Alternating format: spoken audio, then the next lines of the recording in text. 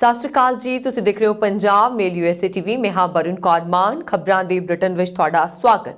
ਖਬਰਾਂ ਦੇ ਬ੍ਰਿਟਨ ਦੇ sponsor real estate broker Mohan Cheema. Real estate ਦੀ ਦੁਨੀਆ 'ਚ ਮੰਨਿਆ ਪ੍ਰਮੰਨਿਆ ਨਾਮ। ਪੇਸ਼ ਨੇ ਪਹਿਲਾਂ ਚੋਣਵੀਆਂ ਖਬਰਾਂ।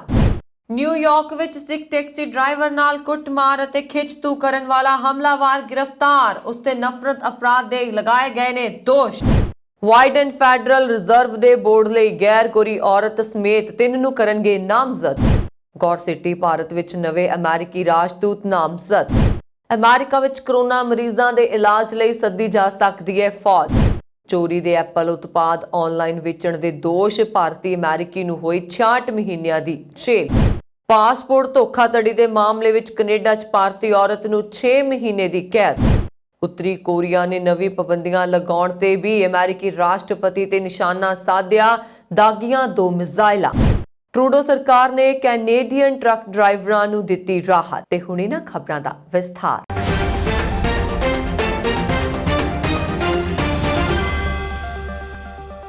ਅੱਜ ਨਿਊਯਾਰਕ ਦੀ ਪੋਰਟ ਅਥਾਰਟੀ ਅਤੇ ਨਿਊ ਜਰਸੀ ਪੁਲਿਸ ਵਿਭਾਗ ਨੇ ਪੁਸ਼ਟੀ ਕੀਤੀ ਹੈ ਕਿ ਬੀਤੀ ਰਾਤ ਮੁਹੰਮਦ ਹਸਨੈਨ ਨਾਮਕ ਇੱਕ ਵਿਅਕਤੀ ਨੂੰ ਇੱਕ ਸਿੱਖ ਟੈਕਸੀ ਡਰਾਈਵਰ ਤੇ ਬੀਤੀ 3 ਜਨਵਰੀ ਨੂੰ ਹੋਏ ਹਮਲੇ ਲਈ ਗ੍ਰਿਫਤਾਰ ਕੀਤਾ ਗਿਆ ਹੈ। ਇਸ ਘਟਨਾ ਨੂੰ ਨਫ਼ਰਤ ਅਪਰਾਧ ਮੰਨਿਆ ਜਾ ਰਿਹਾ ਕਿਉਂਕਿ ਮੁਹੰਮਦ ਹਸਨੈਨ ਨੇ ਆਪਣੇ ਦੇਸ਼ ਵਾਪਸ ਜਾਓ ਚੀਕਿਆ ਅਤੇ ਡਰਾਈਵਰ ਨੂੰ ਬਾਰ-ਬਾਰ ਮੁੱਕੇ ਮਾਰਦੇ ਤੇ ਧੱਕੇ ਮਾਰਦੇ ਹੋਏ ਅਪਮਾਨਜਨਕ ਢੰਗ ਨਾਲ ਪਗੜੀਧਾਰੀ ਲੋਕ ਕਿਹਾ। ਟੈਕਸੀ ਡਰਾਈਵਰ ਸਿੰਘ ਅਜੇ ਵੀ ਸਤਿਕਾਰ ਨਾਲ ਗੁਮਨਾਮ ਰਹਿਣ ਦੀ ਬੇਨਤੀ ਕਰ ਰਹੇ ਨੇ। ਇਸ ਲਈ ਸਿੱਖ ਕੁਲੀਸ਼ਨ ਅਜੇ ਵੀ ਉਹਨਾਂ ਦਾ ਨਾਮ, ਉਹਨਾਂ ਦੀ ਫੋਟੋ ਜਾਂ ਹਮਲੇ ਦੀ ਵੀਡੀਓ ਫੁਟੇਜ ਸਾਂਝੀ ਨਹੀਂ ਕਰ ਰਹੇ।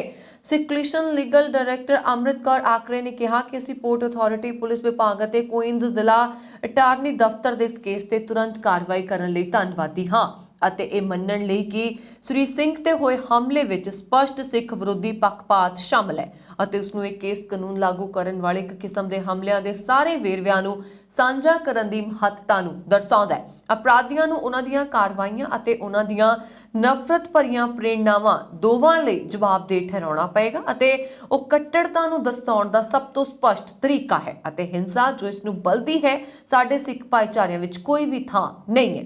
ਟੈਕਸੀ ਡਰਾਈਵਰ ਮਿਸਟਰ ਸਿੰਘ ਨੇ ਸਿੱਖ ਕੁਲੀਸ਼ਨ ਨੂੰ ਪੱਤਰਕਾਰਾਂ ਤੇ ਵਿਆਪਕ ਭਾਈਚਾਰੇ ਨਾਲ ਸਾਂਝਾ ਕਰਨ ਲਈ ਬਿਆਨ ਦਿੱਤਾ ਅਤੇ ਕਿਹਾ ਕਿ ਮੈਂ ਕਾਨੂੰਨ ਲਾਗੂ ਕਰਨ ਵਾਲੇ ਸਿੱਖ ਕੁਲੀਸ਼ਨ ਅਤੇ ਭਾਈਚਾਰੇ ਦੇ ਸਾਰੇ ਲੋਕਾਂ ਦਾ ਧੰਨਵਾਦੀ ਹਾਂ ਜਿਨ੍ਹਾਂ ਨੇ ਇਸ ਮੁਸ਼ਕਲ ਸਮੇਂ ਵਿੱਚ ਆਪਣੀ ਤਾਕਤ ਦੀ ਪੇਸ਼ਕਸ਼ ਕੀਤੀ। ਕਿਸੇ ਨੂੰ ਵੀ ਇਹ ਅਨੁਭਵ ਨਹੀਂ ਕਰਨਾ ਚਾਹੀਦਾ ਕਿ ਮੈਂ ਕੀ ਕੀਤਾ, ਪਰ ਜੇ ਉਹ ਕਰਦੇ ਹਨ ਤਾਂ ਮੈਂ ਉਮੀਦ ਕਰਦਾ ਹਾਂ ਕਿ ਉਹਨਾਂ ਨੂੰ ਜਵਾਬ ਵਿੱਚ ਅਧਿਕਾਰੀਆਂ ਦੁਆਰਾ ਉਸੇ ਤਰ੍ਹਾਂ ਦੀ ਭਾਰੀ ਮਾਤਰਾ ਵਿੱਚ ਸਮਰਥਨ ਅਤੇ ਤੁਰੰਤ ਪੇਸ਼ੇਵਰ ਕਾਰਵਾਈ ਪ੍ਰਾਪਤ ਹੋਏਗੀ। ਦੋਸ਼ੀ ਮੁਹੰਮਦ ਹਸਨੈਨ ਤੇ 3rd ਡਿਗਰੀ ਵਿੱਚ ਨਫ਼ਰਤ ਅਪਰਾਧ, 3ਜੀ ਡਿਗਰੀ 'ਚ ਅਸਾਲਟ ਤੇ 2nd ਡਿਗਰੀ ਵਿੱਚ ਐਗਰੀਵੇਟਿਡ ਹਰਾਸਮੈਂਟ ਦੇ ਦੋਸ਼ ਲਗਾਏ ਜਾ ਰਹੇ ਨੇ ਅਤੇ 15 ਜਨਵਰੀ ਦਿਨ ਸ਼ਨੀਵਾਰ ਨੂੰ ਅਦਾਲਤ ਵਿੱਚ ਪੇਸ਼ ਕੀਤਾ ਜਾਏਗਾ। ਇਸ ਦੌਰਾਨ ਸਿੱਖ ਕੁਲੀਸ਼ਨ ਉੱਥੇ ਰਹੇਗਾ ਜਿਵੇਂ ਅਸੀਂ ਕਾਨੂੰਨ ਲਾਗੂ ਕਰਨ ਵਾਲੇ ਅਧਿਕਾਰੀਆਂ ਨਾਲ ਪੱਤਰ ਵਿਹਾਰ ਵਿੱਚ ਸ੍ਰੀ ਡਰਾਈਵਰ ਸਿੰਘ ਦੀ ਸਹਾਇਤਾ ਕਰਨਾ ਜਾਰੀ ਰੱਖਾਂਗੇ ਅਤੇ ਯਕੀਨੀ ਬਣਾਵਾਂਗੇ ਕਿ ਸਾਰੇ ਸੰਬੰਧਿਤ ਵੇਰਵਿਆਂ ਸਾਰੀਆਂ ਧਿਰਾਂ ਵਿਚਕਾਰ ਪਹੁੰਚਾਏ ਜਾਣ। ਉਹਨਾਂ ਨੇ ਕਿਹਾ ਕਿ ਕਾਨੂੰਨ ਲਾਗੂ ਕਰਨ ਵਾਲੇ ਅਧਿਕਾਰੀਆਂ ਨਾਲ ਪੱਤਰ ਵਿਹਾਰ ਵਿੱਚ ਸ੍ਰੀ ਡਰਾਈਵਰ ਸਿੰਘ ਦੀ ਸਹਾਇਤਾ ਕਰਨਾ ਜਾਰੀ ਰੱਖੀ ਜਾਏਗੀ ਅਤੇ ਯਕੀਨੀ ਬਣਾਇਆ ਜਾਏਗਾ ਕਿ ਸਾਰੇ ਸੰਬੰਧਿਤ ਵੇਰਵੇ ਸਾਰੀਆਂ ਧਿਰਾਂ ਵਿਚਕਾਰ ਪਹੁੰਚਾਏ ਜਾਣ। ਇਸ ਤੋਂ ਇਲਾਵਾ ਇਸ ਮਾਮਲੇ ਵਿੱਚ ਨਿਊਯਾਰਕ ਸਿਟੀ ਪੁਲਿਸ ਵਿਭਾਗ ਦੀ ਹੇਟ ਕ੍ਰਾਈਮ ਟਾਸਕ ਫੋਰਸ ਦੇ ਸਹਿਯੋਗ ਲਈ ਵੀ ਉਹਨਾਂ ਨੇ ਧੰਨਵਾਦ ਕੀਤਾ ਹੈ।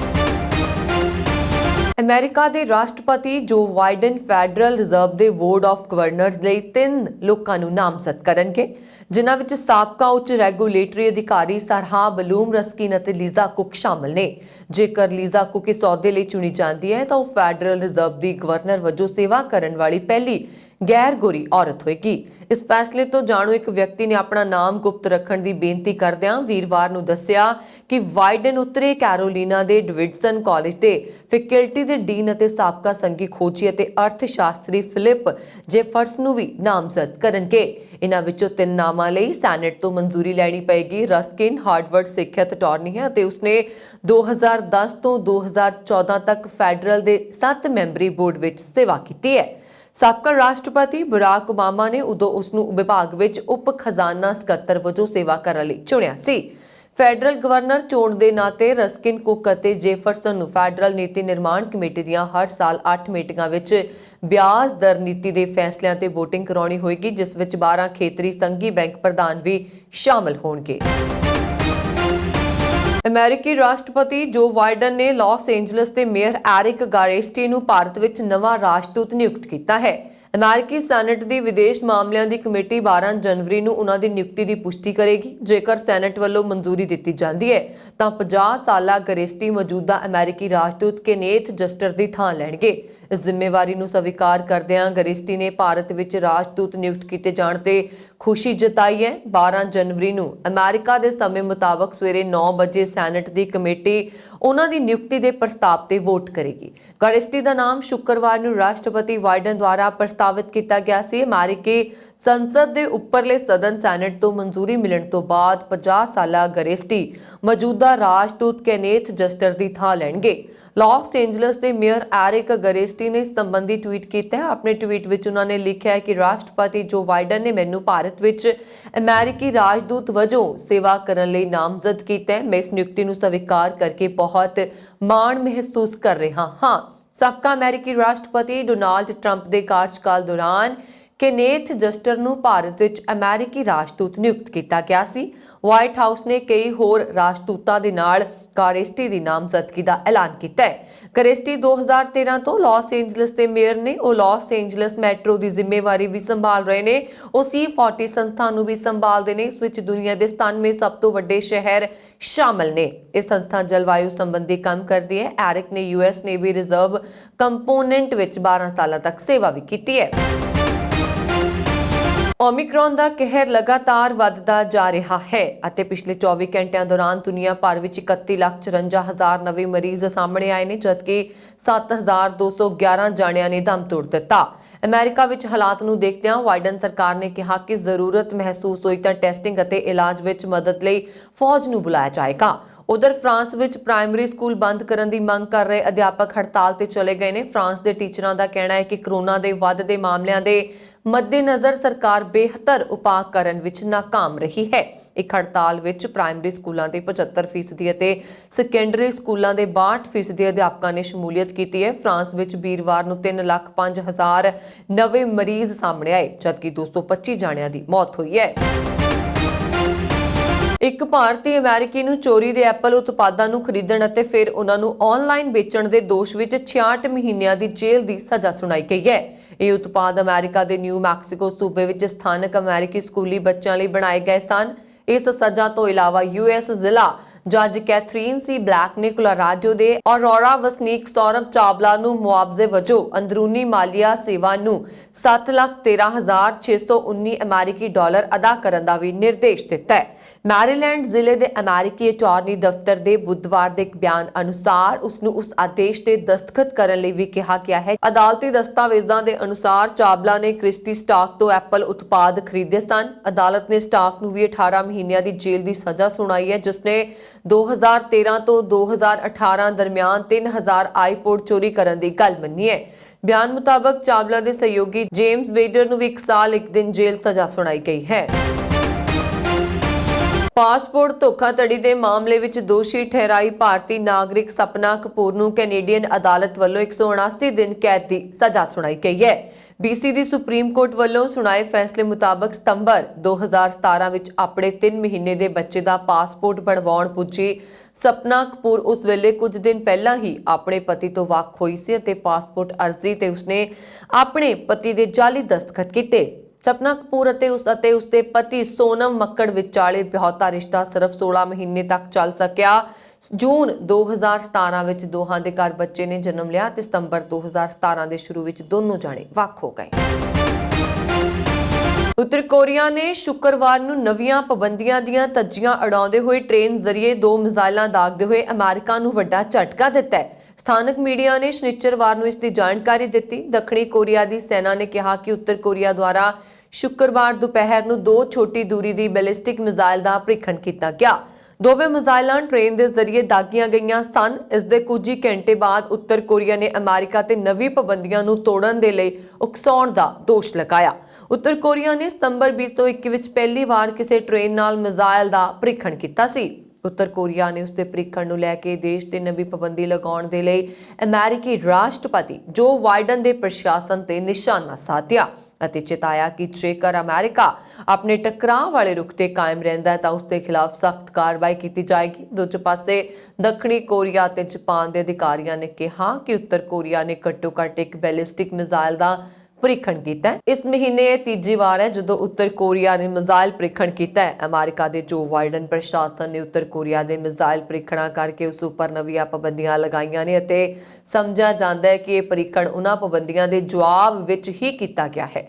ਦੱਖਣੀ ਕੋਰੀਆ ਦੇ ਜੁਆਇੰਟ ਚੀਫ ਆਫ ਸਟਾਫ ਨੇ ਦੱਸਿਆ ਕਿ ਮਿਜ਼ਾਈਲ ਪੂਰਬ ਦਿਸ਼ਾ ਵੱਲ ਦਾਗੀ ਗਈ ਹੈ। ਹਾਲਾਂਕਿ ਉਹਨਾਂ ਨੇ ਇਹ ਨਹੀਂ ਦੱਸਿਆ ਕਿ ਮਿਜ਼ਾਈਲ ਕਿੱਥੇ ਜਾ ਕੇ ਡਿੱਗੀ ਹੈ। ਉਹਨਾਂ ਮਿਜ਼ਾਈਲ ਬਾਰੇ ਵਿਸਥਾਰ ਵਿੱਚ ਕੋਈ ਹੋਰ ਜਾਣਕਾਰੀ ਨਹੀਂ ਦਿੱਤੀ ਹੈ। ਜਾਪਾਨ ਦੇ ਪ੍ਰਧਾਨ ਮੰਤਰੀ ਦਫ਼ਤਰ ਅਤੇ ਰੱਖਿਆ ਮੰਤਰਾਲੇ ਨੇ ਵੀ ਕਿਹਾ ਕਿ ਉਹਨਾਂ ਨੂੰ ਉੱਤਰ ਕੋਰੀਆ ਦੇ ਇਸ ਪ੍ਰੀਖਣ ਬਾਰੇ ਪਤਾ ਲੱਗਿਆ ਹੈ। ਉੱਤਰ ਕੋਰੀਆ ਦੀ ਅਧਿਕਾਰਤ ਕੋਰੀਅਨ ਸੈਂਟਰਲ ਨਿਊਜ਼ ਏਜੰਸੀ ਨੇ ਵਿਦੇਸ਼ ਮੰਤਰਾਲੇ ਦੇ ਬੁਲਾਰੇ ਦੇ ਹਵਾਲੇ ਨਾਲ ਕਥਿਤ ਹਾਈਪਰਸੋਨਿਕ ਮਿਸਾਈਲ ਦੇ ਪ੍ਰੀਖਣ ਨੂੰ ਸਹੀ ਠਹਿਰਾਇਆ ਅਤੇ ਇਸ ਨੂੰ ਆਤਮ ਰੱਖਿਆ ਲਈ ਕੀਤਾ ਗਿਆ ਅਭਿਆਸ ਕਰਾਰ ਦਿੱਤਾ। ਮਿਜ਼ਾਈਲ ਦਾਗੇ ਜਾਣ ਤੋਂ ਕੁਝ ਘੰਟੇ ਪਹਿਲਾਂ ਉੱਤਰ ਕੋਰੀਆ ਨੇ ਇੱਕ ਬਿਆਨ ਜਾਰੀ ਕਰਕੇ ਇਸ ਮਹੀਨੇ ਦੇ ਮਿਜ਼ਾਈਲ ਪ੍ਰੀਖਣਾਂ ਨੂੰ ਲੈ ਕੇ ਬਾਈਡਨ ਪ੍ਰਸ਼ਾਸਨ ਵੱਲੋਂ ਲਗਾਈਆਂ ਗਈਆਂ ਨਵੀਆਂ ਪਾਬੰਦੀਆਂ ਦੀ ਨਿਖੇਧੀ ਕੀਤੀ ਹੈ। ਉੱਤਰ ਕੋਰੀਆ ਨੇ ਕਿਹਾ ਜੇਕਰ ਅਮਰੀਕਾ ਟਕਰਾਅ ਵਾਲਾ ਰੂਪ ਬਰਕਰਾਰ ਰੱਖਦਾ ਹੈ ਤਾਂ ਉਹ ਹੋਰ ਕਦਮ ਉਠਾਏਗਾ। ਬੁਲਾਰੇ ਨੇ ਕਿਹਾ ਨਵੀਆਂ ਪਾਬੰਦੀਆਂ ਅਮਰੀਕਾ ਦੇ ਦੁਸ਼ਮਣੀ ਵਾਲੇ ਇਰਾਦੇ ਨੂੰ ਦਰਸਾਉਂਦੀਆਂ ਨੇ ਜਿਸ ਦਾ ਉਦੇਸ਼ ਉੱਤਰ ਕੋਰੀਆ ਨੂੰ ਵੱਖ ਕਰਨਾ ਅਤੇ ਉਸ ਉੱਪਰ ਦਬਾਅ ਬਣਾਉਣਾ ਹੈ। ਦੂਜੇ ਪਾਸੇ ਅਮਰੀਕਾ ਲਗਾਤਾਰ ਉੱਤਰ ਕੋਰੀਆ ਨੂੰ ਫੋਨ ਕਰਕੇ ਕੂਟਨੀਤਿਕ ਸੰਬੰਧ ਬਹਾਲ ਕਰਨ ਦੀ ਅਪੀਲ ਵੀ ਕਰਦਾ ਹੈ। 15 ਜਨਵਰੀ ਨੂੰ ਵੈਕਸੀਨ ਲਾਜ਼ਮੀ ਕਰਨ ਦੇ ਨਿਯਮ ਲਾਗੂ ਹੋਣ ਤੋਂ ਪਹਿਲਾਂ ਹੀ ਟਰੂਡੋ ਸਰਕਾਰ ਨੇ ਕੈਨੇਡੀਅਨ ਟਰੱਕ ਡਰਾਈਵਰਾਂ ਨੂੰ ਵੱਡੀ ਰਾਹਤ ਦਿੰਦਿਆਂ ਕੋਰੋਨਾ ਪਾਬੰਦੀਆਂ ਵਿੱਚ ਛੋਟ ਦੇ ਦਿੱਤੀ ਹੈ। ਹੁਣ ਅਨਵੈਕਸੀਨੇਟਿਡ ਕੈਨੇਡੀਅਨ ਡਰਾਈਵਰਾਂ ਦੀ ਟੈਸਟਿੰਗ ਵੀ ਨਹੀਂ ਕੀਤੀ ਜਾਏਗੀ ਤੇ ਨਾ ਹੀ ਉਹਨਾਂ ਨੂੰ ਕੁਆਰੰਟਾਈਨ ਰਹਿਣਾ ਪਏਗਾ। ਹਾਲਾਂਕਿ ਵਿਦੇਸ਼ੀ ਟਰੱਕ ਡਰਾਈਵਰਾਂ ਨੂੰ ਕੋਈ ਰਾਹਤ ਨਹੀਂ ਦਿੱਤੀ ਗਈ ਜਿਨ੍ਹਾਂ ਵਿੱਚ ਅਮਰੀਕੀ ਟਰੱਕ ਡਰਾਈਵਰ ਵੀ ਸ਼ਾਮਲ ਨੇ। ਕੈਨੇਡੀਅਨ ਬਾਰਡਰ ਸਰਵਿਸਿਜ਼ ਏਜੰਸੀ ਦੇ ਬੁਲਾਰੇ ਰੈਬੇਕਾ ਪਰਡੀ ਨੇ ਮੀਡੀਆ ਨਾਲ ਗੱਲਬਾਤ ਦੌਰਾਨ ਇਸ ਦੀ ਪੁਸ਼ਟੀ ਕੀਤੀ ਹੈ। ਕੈਨੇਡਾ ਦੇ ਸਰੀ ਸ਼ਹਿਰ ਵਿੱਚ ਗਰਭਵਤੀ ਪੰਜਾਬਣ ਵੱਲੋਂ ਹਸਪਤਾਲ ਦੇ ਫਰਸ਼ ਤੇ ਬੱਚੇ ਨੂੰ ਜਨਮ ਦੇਣ ਦੀ ਘਟਨਾ ਚਰਚਾ ਦਾ ਵਿਸ਼ਾ ਬਣੀ ਹੋਈ ਹੈ।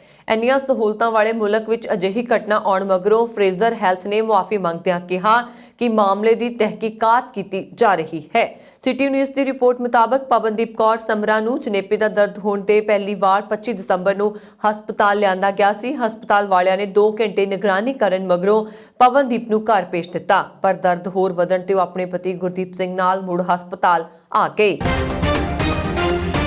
ਐਤਵਾਰ ਨੂੰ ਦੁਬਈ ਹਵਾਈ ਅੱਡੇ ਤੇ ਟੇਕ ਆਫ ਦੌਰਾਨ ਅਮੀਰਾਤ ਦੇ 2 ਜਹਾਜ਼ ਅਚਾਨਕ ਆਮੋ ਸਾਹਮਣੇ ਹੋ ਗਏ। ਚਾਲਕ ਦਲ ਦੀ ਚੌਕਸੀ ਕਾਰਨ ਜਹਾਜ਼ਾਂ ਵਿਚਾਲੇ ਵੱਡੀ ਟੱਕਰ ਹੋਣ ਤੋਂ ਬਚਾਅ ਹੋ ਗਿਆ ਅਤੇ ਸੈਂਕੜੇ ਲੋਕਾਂ ਦੀ ਜਾਨ ਬਚ ਗਈ। EK524 ਦੁਬਈ ਤੋਂ ਹੈਦਰਾਬਾਦ ਦੀ ਉਡਾਣ ਰਾਤ 9:45 ਤੇ ਤੈਅ ਕੀਤੀ ਗਈ ਸੀ ਤੇ EK568 ਦੁਬਈ ਤੋਂ ਬੈਂਗਲੁਰੂ ਅਮੀਰਾਤ ਦੀ ਉਡਾਣ ਵੀ ਆਪਣੀ ਮੰਜ਼ਿਲ ਲਈ ਉਡਾਣ ਭਰਨ ਵਾਲੀ ਸੀ। ਬਦਕਿਸਮਤੀ ਨਾਲ 2 ਜਹਾਜ਼ ਜੋ ਟੇਕ ਆਫ ਲਈ ਤੈਅ ਕੀਤੇ ਗਏ ਸਨ ਇੱਕ ਰਨਵੇ ਤੇ ਇਕੱਠੇ ਹੋ ਗਏ। ਦੁਬਈ ਹੈਦਰਾਬਾਦ ਤੋਂ EK524 ਰਨਵੇ 30R ਤੋਂ ਟੇਕ ਆਫ ਲਈ ਤੇਜ਼ ਹੋ ਰਿਹਾ ਸੀ ਜਦੋਂ ਚਾਲਕ ਦਲ ਨੇ ਦੇਖਿਆ ਕਿ ਇੱਕ ਜਹਾਜ਼ ਉਸੇ ਦਿਸ਼ਾ ਵਿੱਚ ਤੇਜ਼ੀ ਨਾਲ ਆ ਰਿਹਾ ਸੀ। ਟੇਕ ਆਫ ਨੂੰ ਤੁਰੰਤ ETC ਦੁਆਰਾ ਰੱਦ ਕਰਨ ਦੇ ਨਿਰਦੇਸ਼ ਦਿੱਤੇ ਗਏ। ਜਹਾਜ਼ ਸੁਰੱਖਿਅਤ ਢੰਗ ਨਾਲ ਹੌਲੀ ਹੋ ਗਿਆ ਅਤੇ ਟੈਕਸੀਵੇ N4 ਰਾਹੀਂ ਰਨਵੇ ਨੂੰ ਸਾਫ਼ ਕਰ ਦਿੱਤਾ ਜਿਸ ਨੇ ਰਨਵੇ ਨੂੰ ਪਾਰ ਕੀਤਾ। ਦੁਬਈ ਤੋਂ ਬੈਂਗਲੁਰੂ ਲਈ ਇੱਕ ਹੋਰ ਐਮੀਰੇਟਸ ਫਲਾਈਟ EK568 ਰਵਾਨਗੀ ਲਈ ਰੋਲ ਕਰ ਰਹੀ ਸੀ। ਉਸੇ ਰਨਵੇ 30R ਤੋਂ ਟੇਕ ਆਫ ਕਰਨਾ ਸੀ। ਇਸ ਘਟਨਾ ਤੋਂ ਜਾਣੂ ਇੱਕ ਵਿਅਕਤੀ ਨੇ ANI ਨੂੰ ਦੱਸਿਆ ਕਿ ਅਮੀਰਾਤ ਦੀ ਫਲਾਈਟ ਸ਼ਡਿਊਲ ਮੁਤਾਬਕ ਦੋਹਾਂ ਫਲਾਈਟਾਂ ਦੇ ਰਵਾਨਗੀ ਦੇ ਸਮੇਂ 'ਚ 5 ਮਿੰਟ ਦਾ ਫਰਕ ਸੀ। ਅਮੀਰਾਤ 에ਅਰ ਨੇ ਘਟਨਾ ਦੀ ਪੁਸ਼ਟੀ ਕੀਤੀ ਹੈ ਅਤੇ ਸੁਰੱਖਿਆ ਦੇ ਗੰਭੀਰ ਉਲੰਘਣਾ ਬਾਰੇ ਦੱਸਿਆ। ਅਮੀਰੇਟਸ 에ਅਰ ਦੇ ਬੁਲਾਰੇ ਨੇ ANI ਨੂੰ ਦੱਸਿਆ ਕਿ 9 ਜਨਵਰੀ ਨੂੰ flight EK524 air traffic control ਦੁਆਰਾ ਦੁਬਈ ਤੋਂ ਰਵਾਨਗੀ ਤੇ ਟੇਕ ਆਫ ਨੂੰ ਅਸਵੀਕਾਰ ਕਰਨ ਦਾ ਨਿਰਦੇਸ਼ ਦਿੱਤਾ ਗਿਆ ਸੀ ਅਤੇ ਇਹ ਸਫਲਤਾਪੂਰਵਕ ਪੂਰਾ ਹੋ ਗਿਆ। ਜਹਾਜ਼ ਨੂੰ ਕੋਈ ਨੁਕਸਾਨ ਨਹੀਂ ਹੋਇਆ। ਬਗਦਾਦ ਵਿੱਚ ਅਮਰੀਕੀ ਦੂਤਵਾਸ ਨੂੰ ਨਿਸ਼ਾਨਾ ਬਣਾ ਕੇ 3 ਰਾਕੇਟ ਦਾਗੇ ਗਏ ਨੇ। 2 ਇਰਾਕੀ ਸੁਰੱਖਿਆ ਅਧਿਕਾਰੀਆਂ ਨੇ ਦੱਸਿਆ ਕਿ ਵੀਰਵਾਰ ਨੂੰ ਬਗਦਾਦ ਦੇ ਬੇਹੱਦ ਸੁਰੱਖਿਅਤ ਖੇਤਰ ਵਿੱਚ ਅਮਰੀਕੀ ਦੂਤਵਾਸ ਨੂੰ ਨਿਸ਼ਾਨਾ ਬਣਾ ਕੇ ਘੱਟੋ-ਘੱਟ 3 ਰਾਕੇਟ ਦਾਗੇ ਗਏ ਨੇ। ਅਧਿਕਾਰੀਆਂ ਨੇ ਦੱਸਿਆ ਕਿ ਇਹਨਾਂ ਵਿੱਚੋਂ 2 ਰਾਕੇਟ ਦੂਤਵਾਸ ਦੇ ਨੇੜੇ ਡਿੱਗੇ ਨੇ ਜਦਕਿ ਇੱਕ ਨੇੜਲੇ ਰਿਹਾਇਸ਼ੀ ਕੰਪਲੈਕਸ ਵਿੱਚ ਸਥਿਤ ਇੱਕ ਸਕੂਲ ਵਿੱਚ ਡਿੱਗਿਆ ਹੈ। ਇਰਾਕੀ ਫੌਜ ਨੇ ਇੱਕ ਬਿਆਨ ਵਿੱਚ ਕਿਹਾ ਕਿ ਬਗਦਾਦ ਵਿੱਚ ਅਮਰੀਕੀ ਦੂਤਵਾਸ ਤੇ ਹੋਏ ਰਾਕੇਟ ਹਮਲੇ 'ਚ ਇੱਕ ਬੱਚਾ ਅਤੇ ਇੱਕ ਔਰਤ ਜ਼ਖਮੀ ਹੋ ਗਈ ਹੈ। इस साल की शुरुआत तो इराक विच अमेरिकी मौजूदगी नूं निशाना बनाउण लई ड्रोन अते रॉकेट हमलिਆਂ ਦੀ ਇੱਕ लड़ी जा रही है। ਇਹ हमले अमेरिकी हमले की दूजी वर्षगांठ तो बाद होए ने। इस विच ईरानी जनरल कासिम सुलेमानी अते इराकी militia commander Abu Mahdi al Muhandis मारे गए सन। अजे तक ये स्पष्ट नहीं होया कि हमले विच कोई जानी नुकसान होया है जां नहीं। इस तो पहला पिछले वीरवार नूं इराक अते सीरिया विच अमेरिकी सैनिकां नूं निशाना बना के कई हमले होए सन। सूत्रों मुताबक इस महीने इराक विच अमेरिकी दूतावास नूं निशाना बना के कई हमले होए सन, जिन्हां चों कुछ दा दोष अमेरिका ने ईरान नाल जुड़े मिलिशिया समूह ते लगाया। इन्हां हमलिਆਂ 'ਚ अमेरिकी फौजी ਅਤੇ कूटनीतिक कर्मचारियों की मेज़बानी वाले ठिकाणिਆਂ ਅਤੇ ਸਥਾਪਨਾ ਨੂੰ ਨਿਸ਼ਾਨਾ ਬਣਾਇਆ ਗਿਆ। ਫਿਲਹਾਲ बगदाद 'ਚ ਹੋਏ ਤਾਜ਼ਾ हमले 'ਚ ਇੱਕ ਔਰਤ ਅਤੇ ਇੱਕ ਬੱਚਾ ਜ਼ਖਮੀ ਹੋ ਗਏ, ਜਿਨ੍ਹਾਂ ਨੂੰ ਹਸਪਤਾਲ 'ਚ ਭਰਤੀ ਕਰਵਾਇਆ ਗਿਆ ਹੈ। कोरोना लॉकडाउन विच शराब पार्टी ते फिर संसद विच जबरदस्ती माफी तो बाद प्रधानमंत्री बोरिस जॉनसन के अस्तीफे का दबाव बढ़ रहा। भारतीय मूल के वित्त मंत्री ऋषि सुनाक पहली पसंद बन के उभर रहे हैं। उन्होंने कंजरवेटिव पार्टी के युगाव पोल सर्वे विच 46% लोगों ने मन्निया कि सुनाक जॉनसन तो बेहतर पीएम साबित हो सकते हैं। सुनाक प्रधानमंत्री बनते ने तां मई 2024 विच होण वालियां आम चोणां 'च कंजरवेटिव पार्टी नूं ज़्यादा सीटां मिल सकदियां ने। कंजरवेटिव पार्टी दे ही 10 जो 6 वोटरां ने जॉनसन की कार्ज प्रणाली नूं खराब दस्सिया। जॉनसन की लोकप्रियता घट के 36% रह गई है। जॉनसन की लोकप्रियता विच कमी जुलाई 2020 तो बाद वधी है। इस दौरान हुए सर्वे विच जॉनसन नूं अपनी पार्टी के 85% वोटरां का समर्थन मिलिया सी। सर्वे विच 1/3 वोटरां का कहना है कि जॉनसन अहुदा छड्ड देण। जॉनसन वल्लों लॉकडाउन पार्टी की गल कबूलण तो बाद ब्रिटेन के सेहत सकत्तर जोनाथन टैन ने वीरवार नूं अस्तीफा दे दिता। सुनाक के फ्रंट रनर बनने के 4 मुख कारण ने कोरोना काल दौरान देश नूं आर्थिक मंदी तो सफलतापूर्वक उभारिया, सारे वर्गां नूं खुश किया। 2020 विच होटल इंडस्ट्री नूं eat out to help out scheme तो 15.25 करोड़ की मदद की। मुलाजमां ते स्वै रोजगार वाले लोगों को अगस्त 2021 विच 2 लाख रुपए की सहायता रकम दी। ब्रिटेन विच कोरोना की मौजूदा लहर दौरान समुची टूरिज्म इंडस्ट्री नूं 10,000 करोड़ का पैकेज। पंजाब के नौजवान मुंडे कुड़ियां विच विदेश जाण दी होड़ लगी हुई है। इस प्रवास विच पंजाब की जवानी ही नहीं उजड़ रही, सगों सरमाया भी हड़ रहा है। एक सर्वेखण मुताबक हर साल उच्च सिक्ख्या प्राप्त करने के नां ते 48,000 के करीब बच्चे विदेश जाण च कामयाब होंदे ने, जिहड़े फीसां के रूप में 28,000 करोड़ रुपए तो उपर विदेशी सिक्ख्या संस्थावां नूं अदा कर रहे हैं, जो कि पंजाब सरकार के कुल बजट का 19% बनता है। आदकाल तो मनुख रोजगार ते बेहतर मौकों लिए उपजाऊ वसीलियां वाल प्रवास करता रहा, पर इस प्रवास का मुख्य कारण कुल्ली गुल्ली ते जुल्ली जिहियां मुढलियां लोड़ां सी, जबकि जो कि समय बेहतर जीवन शैली विद्यार्थी लिए खिच का मुख्य कारण है। विदेशों च सैटल होने की इस खिच कारण आयल्स सेंटर ਵੱਡੇ ਸ਼ਹਿਰਾਂ ਤੋਂ ਸ਼ੁਰੂ ਹੋ ਕੇ ਪਿੰਡਾਂ ਤੱਕ ਪਹੁੰਚੇ ਨੇ। ਇਹਨਾਂ ਸੈਂਟਰਾਂ ਦੇ ਇਸ਼ਤਿਹਾਰ ਪ੍ਰਾਈਮ ਲੋਕੇਸ਼ਨਾਂ ਤੇ ਲੱਗੇ ਹੋਰਡਿੰਗਾਂ ਤੋਂ ਪਿੰਡਾਂ ਦੇ ਟਿਊਬਵੈੱਲਾਂ ਦੀਆਂ ਕੰਧਾਂ ਤੱਕ ਵੀ ਨਜ਼ਰ ਆਉਂਦੇ ਨੇ। Overseas migration of students from Punjab research report 'ਚ ਦੁਆਬਾ ਤੇ ਮਾਲਵਾ ਦੇ 100 ਟਰੈਵਲ ਏਜੰਟਸ, 150 ਆਇਲਸ ਸੈਂਟਰ ਤੇ ਕੁਝ ਬੈਂਕ ਅਧਿਕਾਰੀਆਂ ਰਾਹੀਂ ਕੀਤੀ ਗਈ ਪੜਤਾਲ ਤੋਂ ਪਤਾ ਚੱਲਿਆ ਹੈ ਕਿ ਸੂਬੇ ਦੇ 75% ਮਾਪੇ ਆਪਣੇ ਬੱਚੇ ਵਿਦੇਸ਼ ਵਿੱਚ ਸੈਟਲ ਕਰਨਾ ਚਾਹੁੰਦੇ ਨੇ ਤੇ 80% ਬੱਚੇ ਵੀ ਇਹੋ ਚਾਹੁੰਦੇ ਨੇ। सूबे के 3.5 लाख विद्यार्थी हर साल आयल्स की परीक्षा देंगे ने, जिससे लगभग 500 करोड़ रुपए का खर्च हो रहा है। विदेश जाने की कोशिश में लगे इन्हां नौजवानों चों करीब 48,000 ही विदेश जाने में कामयाब होंदे ने, जिहड़े हर साल फीसां के रूप में 28,000 करोड़ रुपए वध विदेशी संस्थावां नूं अदा कर रहे हैं। दिल्ली सरकार ने भाई दविंदरपाल सिंह भुल्लर की रिहाई नूं सजा समीक्षा बोर्ड की मीटिंग दौरान 11 ਦਸੰਬਰ 2020 ਨੂੰ ਖਾਰਿਜ ਕਰ ਦਿੱਤਾ ਸੀ।